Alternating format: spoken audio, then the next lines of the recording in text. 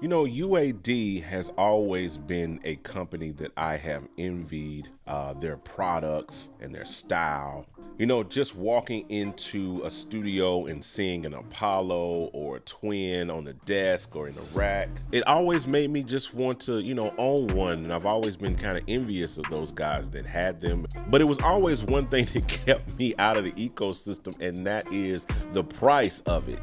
But now UAD is finally giving us something in the sub $200 range that combines both their hardware and their software into a nice package that can be used by anyone. The UAD Volt series is this offering that they're giving us, but today we're going to answer one simple question: is it worth it?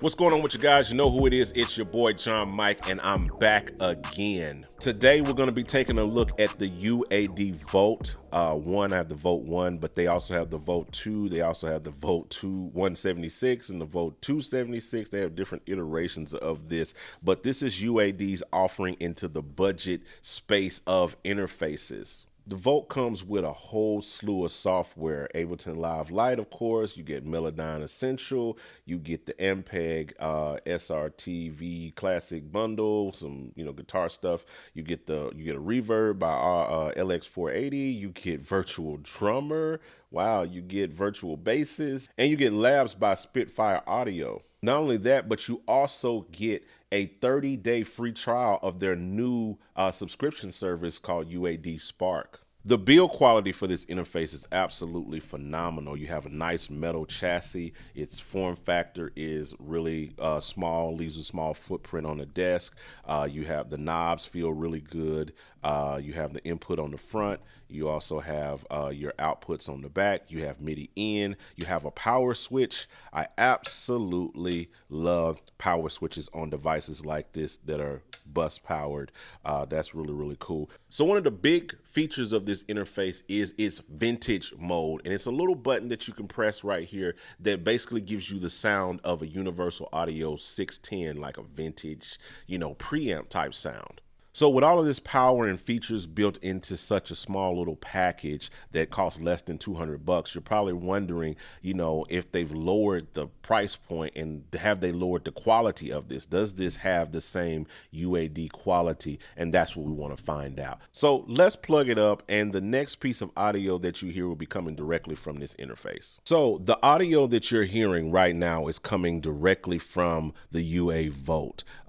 Now, you can tell me what you think about how it sounds down in the comments of this video. It's always helpful for that. One thing I like about this is this little 2-bar kind of indicator. It kind of lets you know where your audio is, if it's peaking.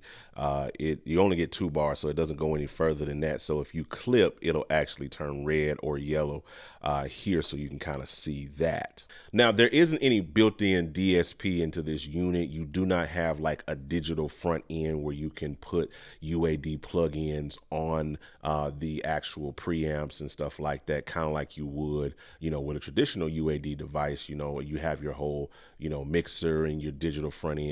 But this doesn't really include any of that. It just lets you kind of get down and dirty into recording without all of the fuss and muss of trying to keep up with software and stuff like that. But it does have the vintage mode that's supposed to increase this whole value and give you like basically a front end kind of sound from that. So we're going to activate vintage mode now.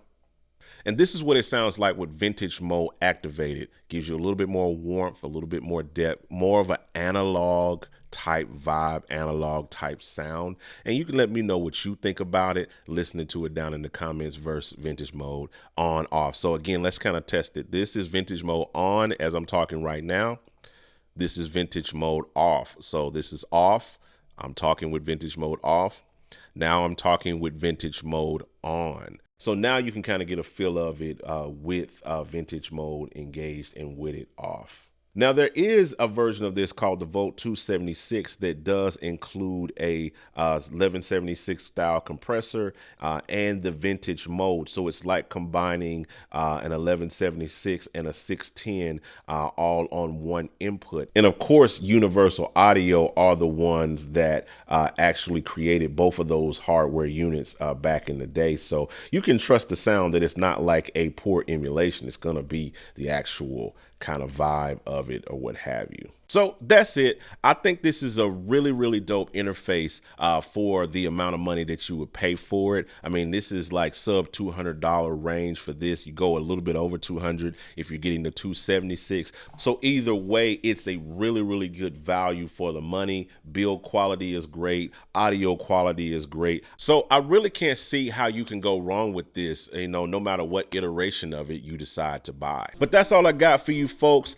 If you decide that you want to buy this interface, if this video sealed the deal for you, if you could do your boy a real solid favor and hit that affiliate link down below, it helps support the channel, gives the channel a little bit of a kickback. UAD did not sponsor this video, so I use the money and stuff that comes in from these videos in order to purchase gear to review for the channel. So if you could just do your boy a solid favor, if this sealed the deal, if this done it for you, just go ahead and hit that affiliate link down below, and it helps, you know, kick the channel back and makes what I do a little bit worth it. But the thing that's not going to cost you a dime for your time is you can hit the like button, you can hit the share button, drop a comment down below, let me know what you think about it, hit the subscribe button, turn on notifications, and I'll talk to you guys on the next video. I'm out.